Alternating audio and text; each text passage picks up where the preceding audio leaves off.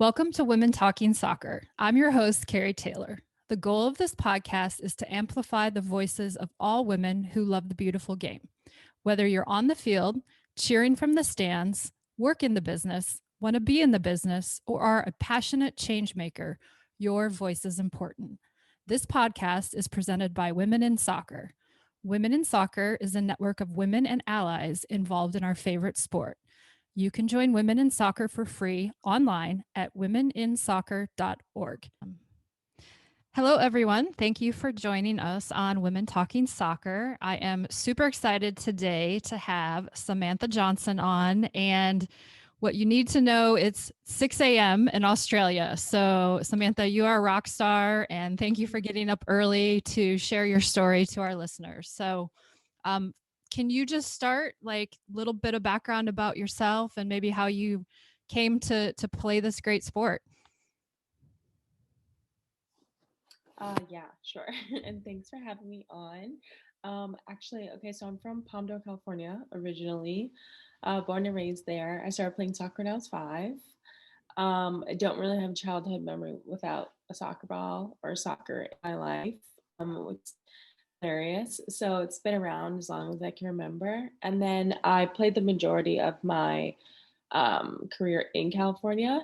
And then, so I went to college at USC and, did all my club and everything in California, SoCal. And then I moved to Chicago 2014 to become a professional, tried out for the Red Stars, and then got traded a few years later, like 4 or 5 years later, and then went to the Utah Royals and then retired in 2019 and then came out of retirement in 2020, and now I'm in Australia playing for Melbourne City. Well, that is an amazing career. And I'm currently in California, so I'm based in San Diego. So I know the Palmdale area. Can you talk about like what it was Yeah. like, as a youth player who had some success with the youth national teams and what it was like to maybe choose what college you wanted to go to and kind of, what that process was like? Yeah, it was an interesting process. So when I played locally when I was a kid, like in Palmdale area. Played for gosh, none of these clubs are around anymore, but a club called AV Sharks, and then like AV Heat, or just in local clubs. And then we were at this tournament getting like absolutely smashed by these amazing teams. And then this guy kind of discovered me and told my mom that I should different team because of the level that I was playing at should match obviously the level of my teammates. So he thought like he saw something in me, I guess, and told me that I should play for Real SoCal or come to the tryout or get connected with the coach there. So I did, and then I ended up moving clubs. I think just the season after that, and basically that was when I was at a very critical time in development. So that was when I was like maybe 12 or 13, Mm-hmm. just before high school, that I went to Real SoCal, and I played all my high school years there under a coach named Christy Walker. And that pretty much opened up all the doors, like after that, because when you're 12, 13, you kind of figure out like which way you're going to go with the game. You're either going to, stick with it, or you figure out like, okay, I mean, I'm really good or whatever. So when I got on this team, I pretty much got discovered all around. So at the time, 12, 13, 14, going on 15, then I get asked to go to a national team camp when I was 15 years old because someone had gotten injured, I guess. And I was just kind of just there just to replace an injury. But then I ended up staying in the national team system for my entire youth career, which is, I was literally an accident. And I think because maybe I was just the only one that was local or available / maybe good enough at the time to just kind of fill in for the person that got injured at the camp. I didn't even know what the national team was, to be honest. But my coach just called me and said, come to the Home Depot Center at the time, Carson, and train. And I was like, okay, whatever. So I did. And then, but at that time, you weren't supposed to just go on the national team. Like you were supposed to like play state and then regionals and then all this other steps. I just kind of skipped all that and just got on the national team when I was a kid. And then that opened up doors for me to get recruited to go to USC. And I committed to USC really young. I was a sophomore in high school when I told them I was going to come there. So when you were young, did you ever think you'd be a professional soccer player? It sounds like it just, like it just kind of happened, and you were good, and you were there at the moment. But did you, in the back of your mind, did you ever at some point go, yeah, like I want to do that? um, when I was really young, I did, like literally like 10, 11, 12. I said that. And I, because I was watching like the women who were pros, the national team then, and I think we had the WPS around and things like that. So I did, say on my school project, like, yes, when I grow up, I want to be a professional soccer player. But I didn't actually really think that when I went to college. Like I was like, no. Like after college, and in between the 4 years I was at college, the league had folded anyways. Even a professional league locally, like domestically in America. So it wasn't something that I was striving for at all. Like I accidentally just kind of fell into it when the NWSL came out, like literally the year I graduated college. So I think the first year was 2013, but obviously the preparation for it was in 2012, my last year at USC. But I had no desire to become a professional. I was like, no, I'm done. I don't want to do this anymore. Definitely not going overseas. It just didn't seem like it was like a viable option, nor did I really want to play anymore, I thought. And my best friend who went to UCLA, actually, she had gotten drafted first overall, and she was on the Red Stars, the Chicago Red Stars, in 2013. And obviously, like anything new, like the team probably wasn't that great or whatever, it's a new league. So she asked me to try out for the Red Stars. So that's exactly how I got there in 2014. So I basically retired or took a year off from soccer because I was like, no, I'm done. Like after college, normal people just get a job or whatever. Right. So I tried that. And in 2014, I tried out and I was like, oh, here we go. Yeah, it sounds like you like to take risks, and you're not afraid to just like put yourself out there and go, okay, like whatever happens, happens, like with the national team or with trying out. That's awesome. It's good to have that risk taking and have that confidence. Can you talk a little bit about what it, at the time, what it was like when the league was first starting? I know there was, highs and lows and positives, and you've been at, two different teams. You've been overseas, so like, kind of like a day in the life or the perspective, or for the listeners who don't know what it's like to, play professionally. Can you give some Yeah. insights a little bit? Right. And obviously this is just my experience, but um yeah, it was such a grind. It like wasn't even funny. Like it was actually like when I look back, it is kind of comical, like what I had to go through. So like when I got to the Red Stars, so it's an open tryout situation. So I pay $100 first, fly to Chicago in like February, March, which it's freezing by the way. Yeah, And then Chicago pay is $100. not warm in that time of year. I was like, what is this? Especially coming Pay from $100. Cali. You're a Cali girl, And then I get there and like, oh, fast forward, obviously, like make the team or whatever. And like the normal season, starts around like April, March or whatever. So preseason's in March. So I make the team, and then they don't even have like somewhere for me to live. So Mm. I'm sleeping on the couch with my teammates in their team apartment because they're like, oh, we're trying to find you like a host family or the housing situation. I'm like, okay, like whatever. It's so ridiculous. It's not funny. Like I'm playing games, like starting and playing games and And sleeping on the sleeping on the couch. couch. And I'm like, huh? And then finally they got me a host family like shortly after that. And then which is in Naperville, like kind of a ways outside the city. So which was great because that was a sick setup. And the family's still like my family today. Like they're amazing. And then so I did that for a couple years, which was my housing set. Never forget the feeling that I had when I saw my first paycheck and I was like, this is a joke.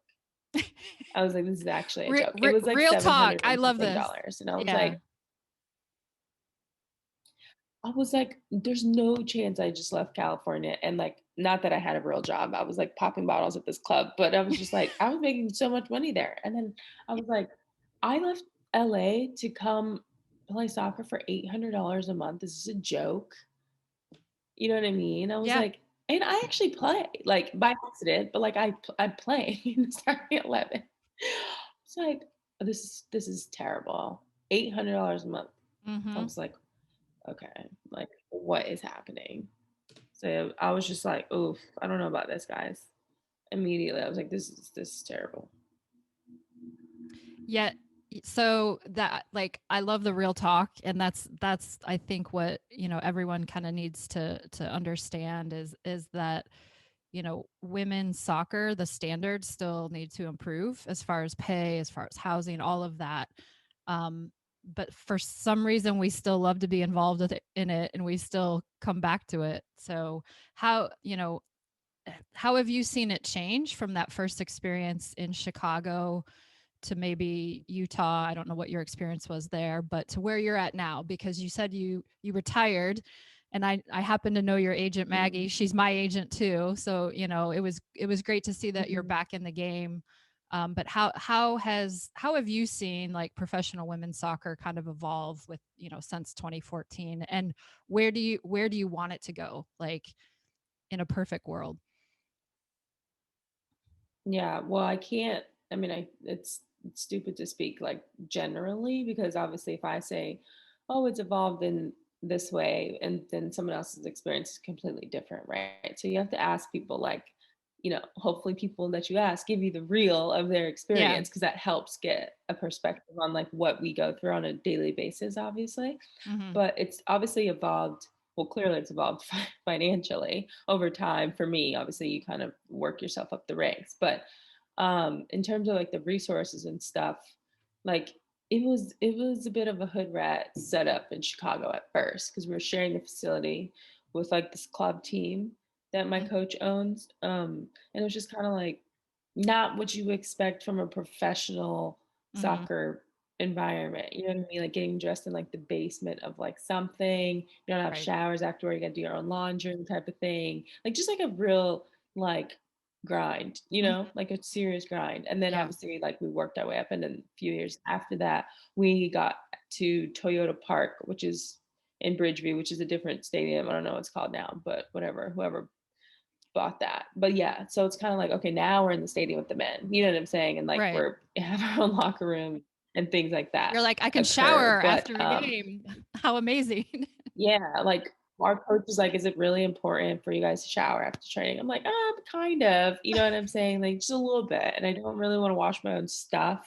Like, oh my God, like obviously college is different level because the money seems endless. So you can have whatever you want. But it's just like when you think about, oh, I'm a like you would not say like you would come to our environment because we were like we don't feel like professionals and all we wanted to really feel was professional. So it's like, okay, we can't really do anything about the financial aspect because we understand like the economical structure of that is a bit Right. difficult. You can at least give us resources that make us feel like the environment is professional. So that was pretty much our argument. But it's much better now, and obviously when I went to the Royals it was like you've like I made it pretty much because it was like you had everything that you're supposed to have. Hmm. You come in, you get breakfast, you have your own locker room, everything that's yours that you need to succeed and pretty much do your job. So, which is exactly what professionals are supposed to have, regardless of the whole money thing. Yeah, and I think that's the key thing when we talk about women's equality and having those standards that the men get, and we a lot of times as women we get put off as kind of second class with you know I remember back in the day, way long ago, before any of the leagues, like I was playing I think it was called the USWISL, and the owner walked over and tried to hand me a $20 bill and said, "Here's your gas money for the year." And I was like, "You know what? You can keep it because like $20, that's not going to do it." But, I'm playing for the love I of the know. game back then. So can you talk about your journey from retiring to getting back into the game and going to Australia, and kind of why you did that, and your experiences in Australia? Yeah. So so I played W League, which is what I'm doing now, Hmm. because it's the usual off season routine. So it's from October usually to February, which fits perfectly in the off season of the NWSL. So that's what we usually do. So I was playing W League 2018 to 2019. And I just knew like this was going to be my last year because I was like, I just can't do this anymore. Like, I don't like the every day of being an athlete. Like, all I want to do is, finish my schooling, have kids, develop a school for kids who need, different learning styles and stuff like that. Like, I was just really focused on like what I know I want to do off the field. And soccer was just kind of like, I mean, I don't get paid that much anyway, so it's not like I can only go up Right. from an economical standpoint. Right. I was just like done with the grind of it, and then I knew that in W League because I was having so much fun in W League that I was like, oh, this would be a great time to retire. And then I knew when I got back to NWSL, it was just going to be a drag. Like, I wasn't on the best team in the NWSL, but I was on the best team with the best facilities, right? Standards. So it's not like I had anything to complain about, but I just knew I was like, I just don't think I can do this anymore, type of thing. But it was a World Cup year. So in a World Cup year is usually always very difficult for all teams because they lose their players, obviously, to go off to play the World Cup. So everyone's kind of scrambling and trying to piece together an 11 to get through, June, July era. So I knew that. So I was like, okay, well, in my brain, I'm thinking, like, I knew the first day I showed up to training in preseason 2019, I was like, this is not going to be, there's no way I can last until October because we show up in March. I was like, there's no way I can fake this until October. So I just told my coach basically that I didn't want to play anymore, but I would stick around until the girls from the World Cup got back. So, because I play center back. So it was kind of like an awkward position to be like, bye. Yeah. Peace out. Figure it out. With like Becky and Rachel gone at the time, I had to kind of hold down the fort. So I did my best. And then after that, I was like, I can't, I'm dead. And my coach was so supportive. She's like, I understand. I was like, I just like, don't feel it's respectful to like myself / the game to just show up and like fake it, which I absolutely could, but it's a lot of effort. And I just feel like doing that, So I was like, bye. And then I was like, I just want to go help the kids. So I went back to Chicago and started trying to do that. So you mentioned a school, or what's your interests off the field? Can you talk about like what like speaks to your heart and what your initiatives are, post playing career and everything? Right. Yeah. So basically, in a bigger picture nutshell, I'm going to develop a school that gives kids the opportunity to just learn the way they learn. So, and just basically removing the kids who like have behavior problems, the kids who may be diagnosed with something, not necessarily SPED, but I'll have SPED in my school, but like something that's not as severe as maybe special education needs, but they just have some different differentiated support that's needed. And then also, especially the kids that come from juvie who can't necessarily go back into their traditional learning environment, they'll just come to my facility and get their school done there pretty much. So that's what I'm going to do. And I'm going to put the school, one in Chicago and one in Palmdale, where I'm from.